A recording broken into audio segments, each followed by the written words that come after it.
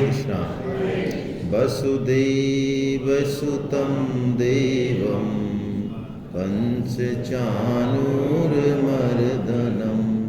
देवकी परमानन्दं कृष्णं वन्दे जगद्गुरु। आप सभी वैष्णव जनों के चरणों में दंडवत प्रणाम। हरे कृष्णा। गीता में 3 योग हैं। जिस तरह से हमारे शरीर में यदि 3 हिस्से करें तो कमर से नीचे का इसको कर्म योग, ऊपरी ऊपर का वो ज्ञान योग, और बीच का जो जिसमें हृदय है, जिसमें सारे भाव प्रकट होते हैं, वो भक्ति योग। गीता में भी 1 से 6 अध्याय कर्म प्रधान षटक माना जाता है। षटक यानी 6 अध्याय। 13 से 18 ये ज्ञान प्रधान षटक माना जाता है। और इन दोनों के बीच में जो 7 से 12 है ये भक्ति प्रधान षटक माना जाता है। ये गीता का हृदय है। और परम श्रद्धेय स्वामी जी महाराज के अनुसार हृदय में चूंकि सर्वगुह्यतम विलक्षण भाव प्रकट होते हैं, इसलिए उसको बड़ा सहेज के रखा जाता है। जैसे कि बीज में 2 छिलके होते हैं और उन छिलकों के बीच में बहुत एक बिल्कुल सॉफ्ट, उसमें बड़ा तंतु सा रहता है, कुछ दिखता ही नहीं है। वो भक्ति है। भक्ति भगवान का हृदय है, जिसको कि कर्म और ज्ञान रूपी छिलकों के सहारे छुपाया जाता है, तब जाके वो पल्लवित पुष्पवित होती है। हमने प्राय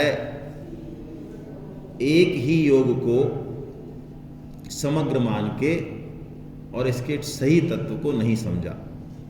गीता पढ़ते समय भी, टीका पढ़ते समय भी हमारे मन में ये दुराग्रह रहता है। क्या दुराग्रह? हमारी बुद्धि किसी एक योग पे अतिरेक पे जाती है। अतिरेक के मायने हम बाकी 2 योगों की जो इम्पोर्टेंस है उसको स्वीकार नहीं कर पाते प्राय गीता पढ़ने पढ़ाने वाले भी। जबकि भगवान का जो मंतव्य है परम श्रद्धेय स्वामी जी महाराज के अनुसार, गीता हमें समग्रता की ओर ले जाती है।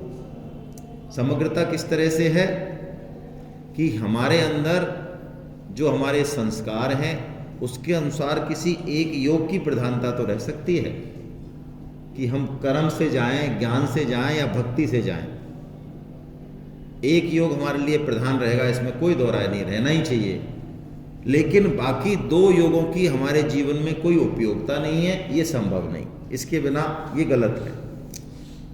श्रीमद् भागवतम हम सुनते हैं तो वहाँ पे शुरू में एक प्रकरण आता है कि भक्ति के 2 पुत्र होते हैं, ज्ञान और वैराग्य। और भक्ति महारानी को पुष्ट करने के लिए जो है बहुत सारे प्रयत्न किए जाते हैं, लेकिन वो संभव नहीं होता। जब तक ज्ञान और वैराग्य को पुष्ट नहीं किया जाएगा तब तक भक्ति रूपी माँ भी पुष्ट नहीं होगी। इसीलिए शास्त्रों में प्रावधान है कि पहले हम सकाम कर्म चाहे निष्काम कर्म, सकाम कर्म करें तो निष्काम कर्म की तरफ बढ़ें। पहले हम कर्म में रत रहें, सीखें। इसलिए भगवान ने सबसे पहले कर्म प्रधान षटक योग को कहा। पहले 6 अध्यायों में ज्ञान की बात भी है, भक्ति की बात भी है, लेकिन बहुत कम है, कर्म की बात ज़्यादा है। यानी हम अपना कर्तव्य कर्म तो पहले करें, इस कर्म क्षेत्र में उतरें तो सही। कई बार हम भागना चाहते हैं कर्म क्षेत्र से, अकर्मण्य रहना चाहते हैं, आलस्य और प्रमाद करना चाहते हैं और सिर्फ ज्ञान और भक्ति की बात करना चाहते हैं, अपना कर्तव्य कर्म नहीं करना चाहते। ये ठीक नहीं है, ये ठीक नहीं है। भक्ति की बातें इतनी उच्च कोटि की हैं कि साधक उसके बारे में पूछ भी नहीं सकता। इसलिए भगवान स्वयं कृपा करके उसके बारे में बताते हैं। ये जो भगवान अंतिम श्लोक ले रहे हैं 6वें अध्याय का, इसमें भगवान उसी तरफ इशारा कर रहे हैं। और अब 7वां और 8वां अध्याय भगवान खुद बोलेंगे। क्या कह रहे हैं भगवान? अंतिम श्लोक को ले लेते हैं हम। खुद की तरफ से बता रहे हैं, ये अर्जुन का प्रश्न नहीं था, खुद की तरफ से बता रहे हैं, है ना। योगिनामपि सर्वेषां मद्गतेनान्तरात्मना श्रद्धावान् भजते यो मां समे युक्ततमो मतः। भगवान कहते हैं तपस्वियों, ज्ञानियों और कर्मियों, कर्मियों मतलब जो फल की इच्छा के लिए कर्म करें, मान बढ़ाई के लिए कर्म करें, इन सब से योगी श्रेष्ठ है। ऐसा तो ऊपर कहा भगवान ने। योगी जो भगवान के लिए कर्म करे, भगवान के लिए तप करे, भगवान के लिए ही ज्ञान अर्जन कर रहा है, भगवान को जानना चाह रहा है, जिसका लक्ष्य भगवान है, वो योगी। लेकिन भगवान कह रहे हैं उन योगियों में भी जो केवल और केवल मुझे बचता है श्रद्धा से, जिसके प्राण मदगतेन अंतरात्मना, यानी जिसके प्राण मेरे ऊपर टिके हुए हैं, ऐसा है जो भक्त तल्लीन मन से, बिल्कुल वो सर्वश्रेष्ठ योगी है। और वो सर्वश्रेष्ठ योगी कैसे बना जाए वो भगवान अब बता रहे हैं 7वें अध्याय में। ये भक्ति षटक जो भगवान बता रहे हैं, इसके लिए भगवान जो पहला श्लोक बोल रहे हैं बड़ा इंपॉर्टेंट है ये श्लोक। आइए 7.1 हम लेते हैं इसको। मय्यासक्त मना पार्थ योगं युञ्जन मदाश्रया असंशयं समग्रं मां यथा ज्ञास्यसि तच्छृणु। दो चीजें बताई भगवान ने इसमें। मुझ में आसक्त मन वाला, एक तो ये भक्ति के लिए पहली शर्त, और दूसरी शर्त बताई मेरे आश्रित होकर।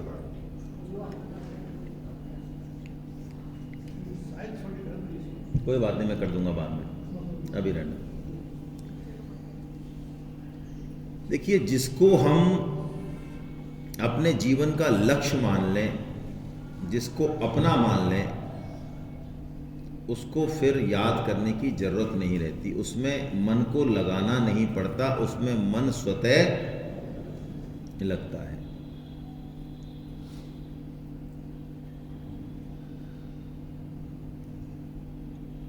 शादी होती है लड़की की पहले, तो क्या उसको मायके की याद करनी पड़ती है?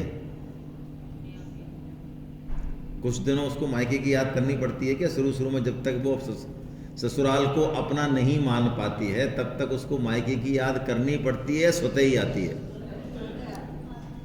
अब कोई उसको कहना थोड़ी पड़ता है, अरे तेरे को 4 घंटे हो गए, कभी कभार मायके की तो याद कर लिया कर।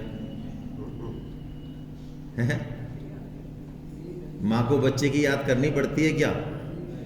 लोभी व्यक्ति को धन की याद दिलानी पड़ती है क्या?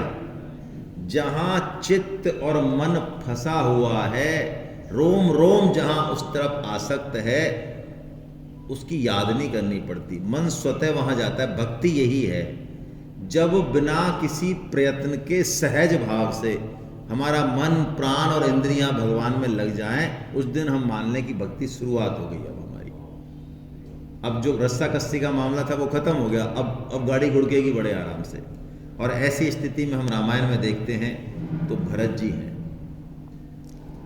भगवान श्री राम तो तपस्या कर ही रहे हैं, उनको तो आदेश है ही हैं कि तापस वेश विशेष उदासी और 14 वर्ष राम, उनको तो आदेश है, वो तो माता का पालन करना है उनको तो। इसलिए वो किसी नगर में नहीं जाते, किसी राज तिलक में नहीं जाते, है ना, कोई खीर रबड़ी या इस तरह के मालपुए नहीं खाते 14 साल। लेकिन भरत जो है वो अपने आप को भगवान का भक्त मानते हैं।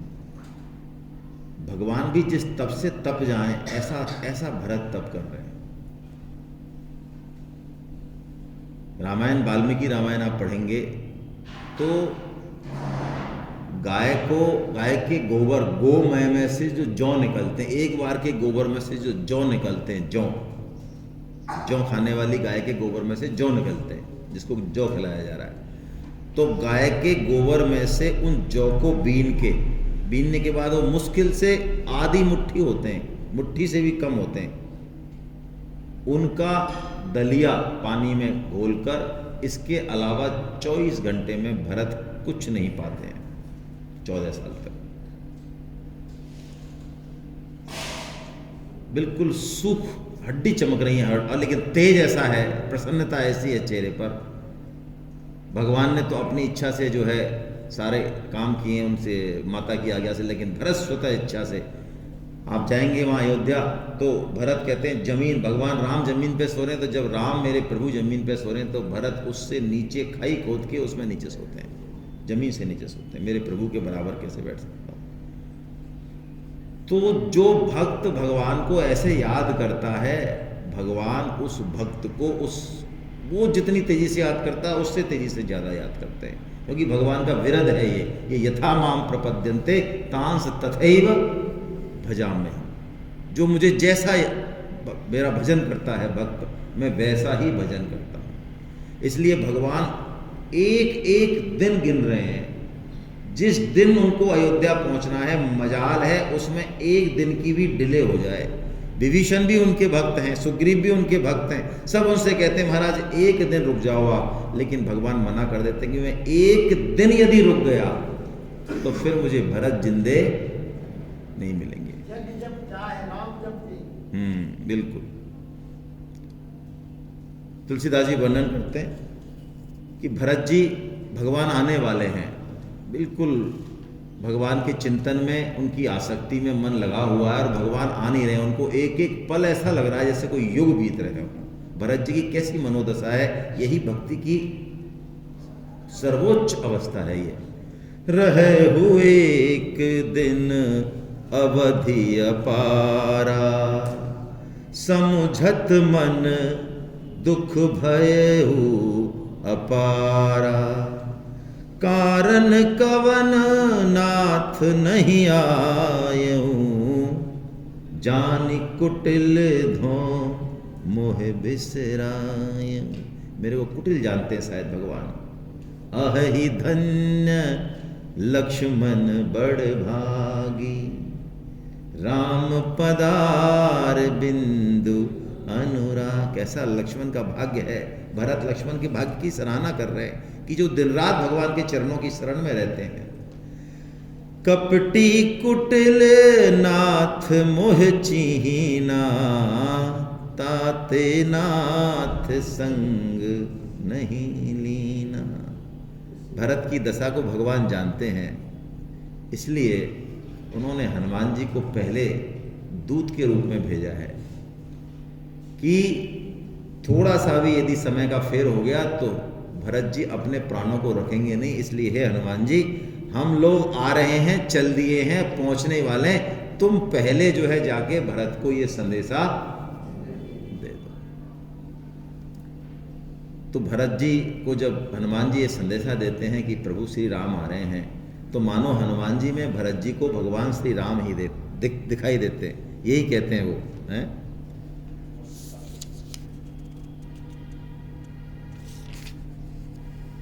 मुझे चौपाई याद नहीं आती है। कपितव दरस सकल दुख बीते, मिले आज मोहे राम प्रीते। मानो मुझे भगवान राम के दर्शन हो गए, क्योंकि भगवान के भक्तों के दर्शन को भरत जी भगवान से भी बढ़कर मानते हैं।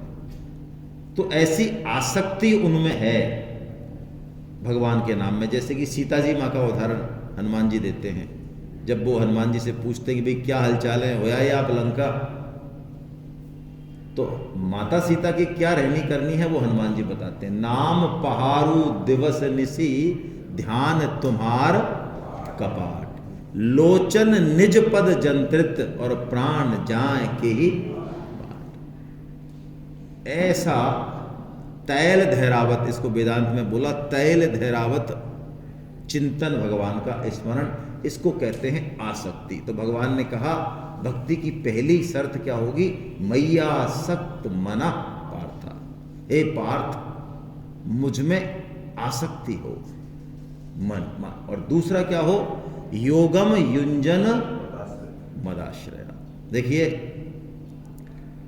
बड़ी जोरदार बात है कि सीता जी की खोज के लिए भगवान ने, सुग्रीव जी ने 4 दल बनाए ना, उत्तर पश्चिम दक्षिण और पूरब।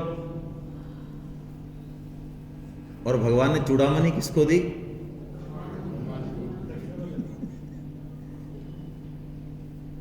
भाई चारों अभी तो खोज करेंगे, सीता जी कहाँ है पता लगाएंगे, बड़े बड़े काम करेंगे, लेकिन भगवान श्री राम चूड़ामणि किसको दे रहे हैं? हाँ सॉरी, मुद्री किसको दे रहे हैं? चूड़ामणि तो सीता जी ने दी, मुद्री किसको दे रहे हैं? अंगूठी किसको दे रहे हैं? हनुमान जी को दे रहे हैं। अब हमको समझ में आ जाना चाहिए। और हनुमान जी जब रावण के दरबार में होते हैं, उससे पहले सीता जी से मिल लेते हैं, तो वो जो त्रिजटा होती है वो अपना सपना बताती है माँ, कि सपने बानर लंका और जात धान सेना सब। तो हनुमान जी कंफ्यूज हो जाते हैं कि मेरे को तो भगवान ने ये लंका जलाने के लिए कहा नहीं, और मान लो लंका जलानी भी है तो मैं सामान कहाँ से लाऊंगा? हैं, ये घी तेल और अग्नि कहाँ से लाऊंगा? और ये सब भी कैसे जुगाड़ बैठेगा मामला? और हनुमान जी को मारने के लिए देखो क्या व्यवस्था बनती है, मारने के लिए और ऑर्डर हो जाता है। इतने में विभीषण आ जाते हैं, कपि के ममता पूछ, दूत को मत मारिए भाई, नीति विरोध न मारिए दूता, है ना? तो क्या करें? अंग भंग कर दीजिए। अंग कौन सा? पूंछ सबसे प्यारी है। हम सबको भी अपनी पूंछ सबसे ज़्यादा, हाँ, हमको शादी ब्याह में कोई पूंछ है नहीं तो हम फूल के कुप्पा हो जाते हैं। हाँ, फूफा जी बन जाते हैं हम, फूफा जी। कोई पूछे नहीं तो फूफा जी बन जाते हैं। तो कपि के ममता पूंछ पर हैं, रहान नगर बसन घृत तेला, बाढ़ी पूंछ कीन कपि खेला। हैं, और आग लगाते ही क्या होता है? वो चढ़ते ऊपर, निब को चढ़े वो कपि कनक अटारी, और उस समय हरि प्रेरित तहि अवसरा, चले मरुत 49, अट्टहास करि गर्जा कपि लाग बाढ़। 49 मरुत चलते हैं उस समय। वाह, शास्त्रों में 49 तरह की वायु का ही वर्णन है। 7 49, 7 पुत्र थे, इंद्र ने खत्म किए, 7 टुकड़े किए तो 49 मरुत हो गए। ये मरुदगण है 7। श्रीमद् भागवतम में इनकी कथा आती है। वो सारे की सारे चलते, सारी लंका छूमंतर हो जाती है। तो भगवान पूछते हैं हनुमान जी से कि भाई तुमने बड़ा तगड़ा काम किया। वो जामवन जी बड़ी बड़ाई करते हैं कि साहब हनुमान जी ने तो ये कर दिया, वो कर दिया, और अरे आप क्या करते हो, क्या पूछते हो? हनुमान जी ने जो किया है ना, वो सहसों मुख से उसका वर्णन नहीं हो सकता, है ना? ऐसा वो कहते हैं जामवन जी। तो भगवान ही पूछते हैं, अरे भाई तुमने क्या वास्तव में बड़ा जोरदार काम किया हनुमान जी, बताओ तुमने क्या क्या किया, कैसे कैसे किया?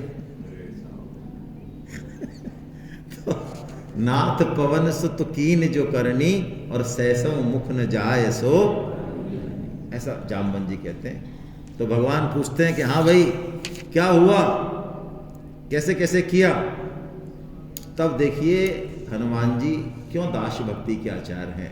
भगवान चढ़ाते हैं उनको कि अरे यार तुमने इतना बड़ा तगड़ा काम किया, भाई मेरे को जरा बताओ विस्तार पूर्वक।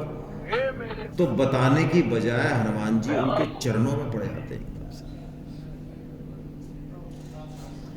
सुनि प्रभु बचन बिलो की मुख, गात हरसी हनुमंत, और चरण परऊ प्रेमाकुल, त्राहि त्राहि भगवंत। भैया बातचीत हो रही है, या त्राही त्राही भगवंत करने की जरूरत क्या पड़ गई? हनुमान जी ने कहा महाराज ये आप मेरे को कौन सा मेरे ऊपर सांप छोड़ रहे हो? ये अहंकार वाला, जब बड़े बड़ों को निपटा दिया इन्होंने, करने कराने वाले आप हो और आप मेरे को चढ़ा रहे हो, हैं? तो एकदम से हनुमान जी अहंकार से बचने के लिए भगवान के चरणों में लौट गए और प्रार्थना करने लगे, त्राही त्राही भगवान, हे प्रभु बचाओ बचाओ बचाओ बचाओ। ये इसी अहंकार ने तो अच्छे अच्छों को लुढ़का दिया, आप मेरे ऊपर ही मेरे को भी चढ़ा रहे हो कि क्या किया तूने, क्या किया? करने कराने वाले सब आप हो, क्या मुझे नहीं पता है? हाँ। फिर भगवान कहते हैं अच्छा चलो ठीक है, अब तुम करो, बताओ, अब अहंकार नहीं आएगा। तब हनुमान जी बताते हैं कि महाराज मेरी क्या बस की है, शाखा मृग के बड़ी मनुसाई, शाखा ते शाखा पर जाई, नाग सिंधु हाटक पुर जारा, निश्चर गण बधि विपिन उजारा, सो सब तब प्रताप रघुराई, नाथ न कछु मोरी प्रभुताई। ये भक्ति की दूसरी विशेष बात। योगम युंजन मदाश्रया। देखिए भगवान ने क्या सूत्र दिया है। हम जप करें, तप करें, भजन करें, स्वाध्याय करें, कुछ भी करें, लेकिन आश्रय किसका हो? क्योंकि किसी भी मार्ग की जो सिद्धि है, योग की जो सिद्धि है, वो भगवत कृपा से होगी, कोई हमारी चतुराई से नहीं होने वाली है। इसका मतलब साधन में कोई कमी रखनी है, ये बात नहीं हो रही है। लेकिन भगवान ने बिल्कुल स्पष्ट रूप से भक्ति का महल खड़ा कर दिया। मुझ में तो आसक्ति हो, मदगतेन अंतरात्मा, ऐसी आसक्ति हो, पहले बता चुके।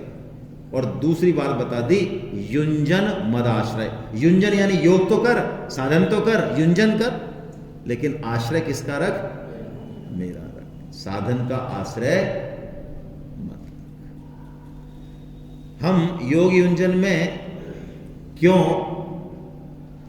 चूक जाते हैं, तो भगवान उसका वर्णन कर रहे हैं। माया के कारण, माया के कारण हम अपने आप को कर्ता मान बैठते हैं।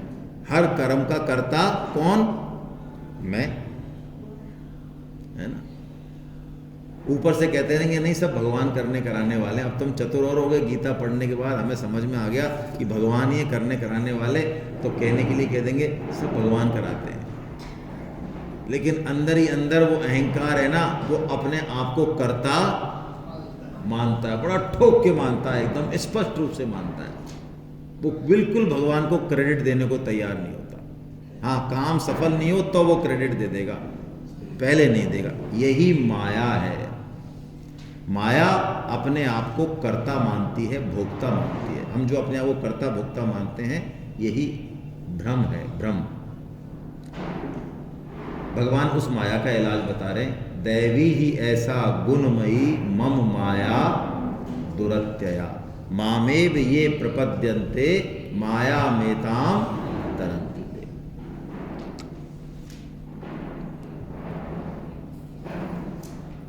भगवान कहते हैं मेरी माया बड़ी दुरत्य है। और कैसे पार कर सकते हैं इसको? केवल और केवल जो, देखिए नारद जी से बड़ा तो कोई क्या होगा। तो नारद जी ने जब काम को जीता है, जिता काम अहमिति मन, तब नारद गबने सब पाही, और जिता काम अहमिति मन माही। यानी अंदर से क्या है नारद जी के मन में कि मैंने काम को जीत लिया, है ना, यही है ना। और भगवान जब पूछते हैं, भगवान शिव के पास जाते हैं, तो भगवान शिव ये कहते हैं कि भाई ऐसा है, तुमने मुझसे तो कह दिया कि मैंने काम को जीत लिया, लेकिन तुम क्या करना, भगवान विष्णु को मत कह देना, भगवान विष्णु के पास जाके मत चले जाना, वरना दिक्कत हो जाएगी। तो काम या अहम जो है ना, अहम जो मना करता है ना, वहां तो ये जरूर जाएगा। जहां मना करेगा अहम को, वहां जरूर जाएगा। तो वो जाते हैं, जाके और फिर जो है भगवान विष्णु को कहते हैं। तो भगवान विष्णु पूछते हैं, और भाई क्या चल रहा है आजकल? अरे क्या चल रहा है महाराज, कुछ नहीं है ना। हमने सुना ये काम वाम अच्छे अच्छों को उड़ा देता है। नहीं, कुछ नहीं है, हमारे पास आया, हमने ऐसा बिल्कुल, है ना, पपलू बना दिया उसका। क्या बिगाड़ेगा हमारा? और ये सब महाराज आपकी कृपा के कारण, हमारा कुछ नहीं है आपकी वजह से ही है। तो भगवान ने ये बात पहचान ली कि नारद के मन में ये अहंकार रूपी पौधा जन्म ले चुका है।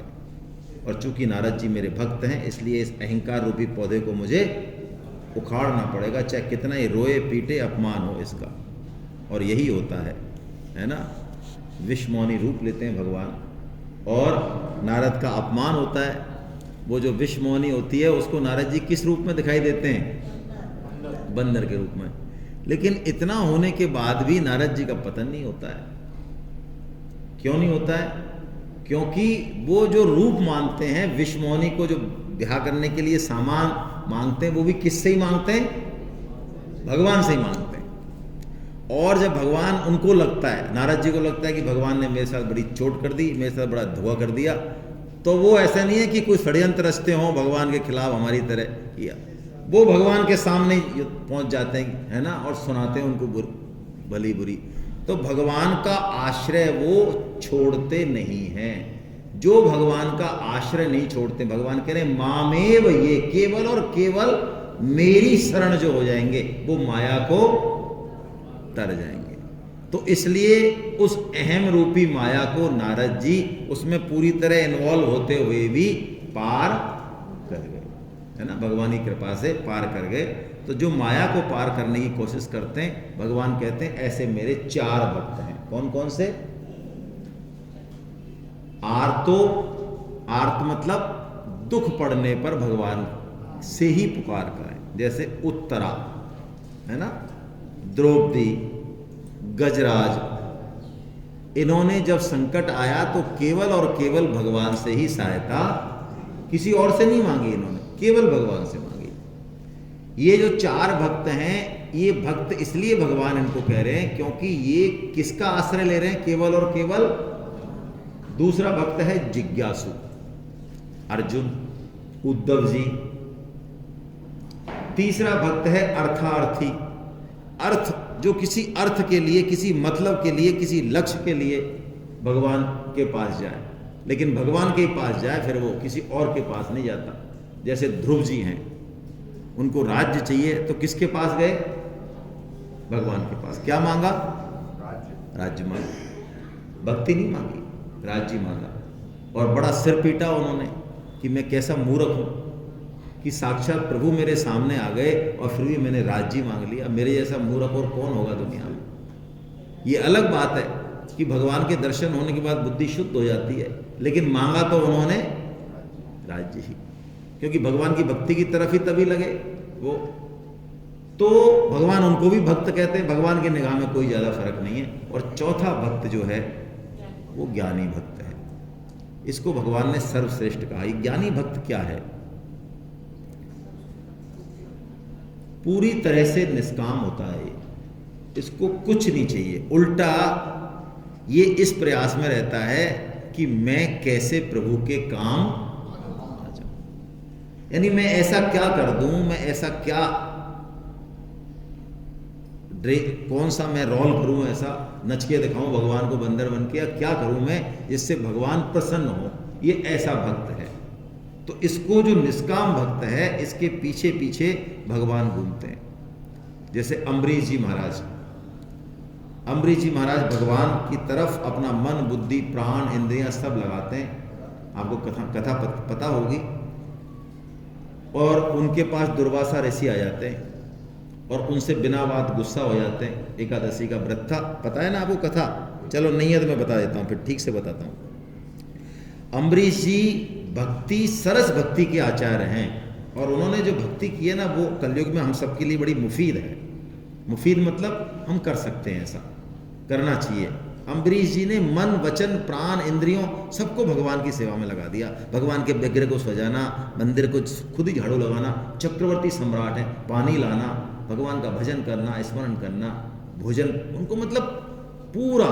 एकादशी का व्रत करते थे अम्बरीश जी, तो जल भी ग्रहण नहीं करते थे। तो द्वादशी के दिन दुर्वासा उनके पास आए और उनसे कहा कि ठीक है भाई महाराज भोजन करो। कि हाँ हम भोजन करते हैं, जरा हम स्नान करें आए। तो स्नान करने गए नदी में, तो इतना टाइम लगा दिया कि वो जो द्वादशी में जो पारण करना चाहिए वो घड़ी जा रही थी।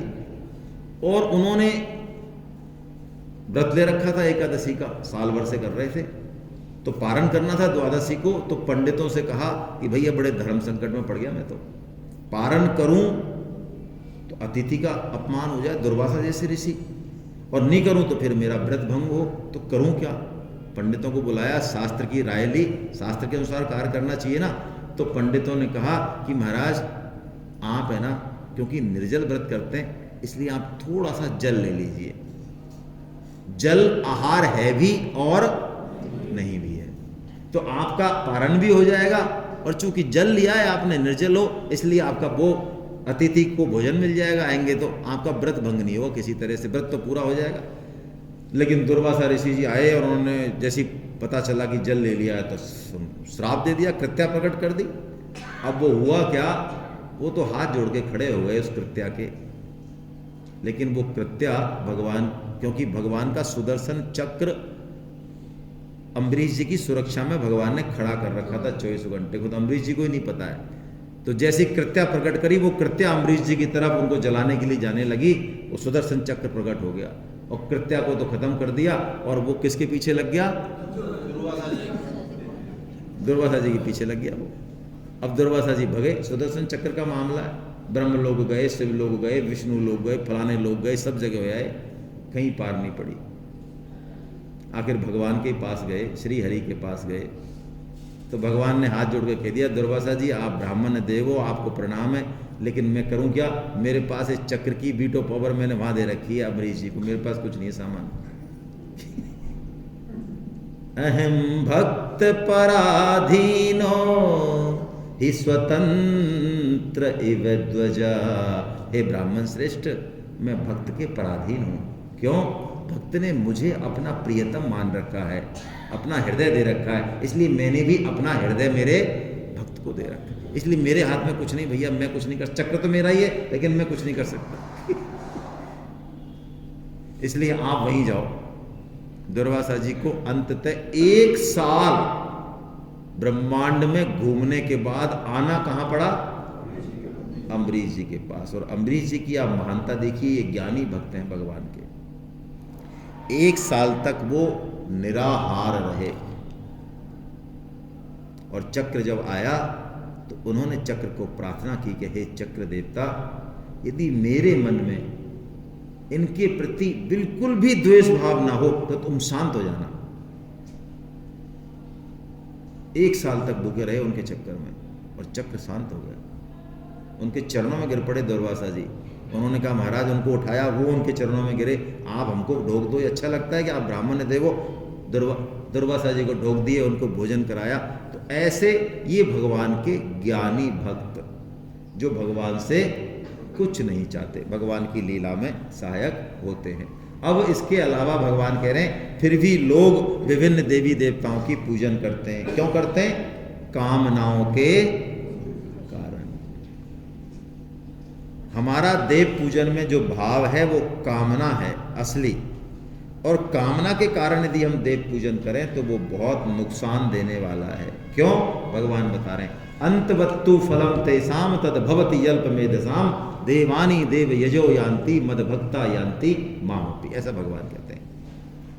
जो देवताओं की पूजन करते हैं वो अल्प बुद्धि वाले हैं, वो मूर्ख हैं, ऐसा भगवान ने कह दिया सीधा सीधा। क्यों? अरे देवता क्या देंगे उनको? कोई भी बड़े से बड़ा फल दे दें वो नष्ट हो जाएगा, अंत में वो रहा भिखारी की भिखारी। कोई भी देवता भगवान को नहीं दे सकता, उसके पावर में ही नहीं है।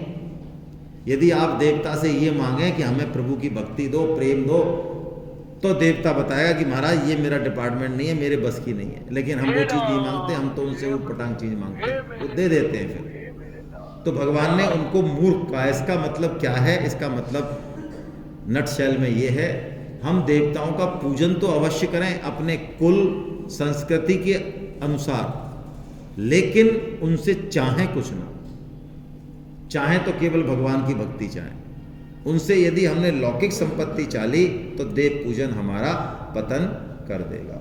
ऐसा कह के भगवान ने जो है ये बताया, अधिभूत, अधिदैव और अधियज्ञ, ये तीनों मैं ही हूं। अधिभूत मतलब ये संपूर्ण संसार, ये जड़ सृष्टि, ये भी मेरा ही रूप है अर्जुन। ये देवी देवता भी ये सब मेरे ही रूप है, ये कोई नए नहीं है, ऐसा नहीं है। और अधियज्ञ यानी विष्णु रूप से, वो भी मैं ही हूं। तीनों एक ही तत्व हैं, अलग अलग हमको दिख रहे हैं। ऐसा कह के भगवान ने समग्र रूप बताया। और 8वां अध्याय लंच के बाद लें, अभी सॉरी टी ब्रेक के बाद ना है, हाँ टी ब्रेक है ना, वही मैं कह रहा हूँ। तो टी ब्रेक के बाद हम मिलते हैं। बड़ा अच्छा चैप्टर है, अक्षर ब्रह्म योग है ना, अच्छे से इसको देखेंगे। हरे कृष्णा। हरे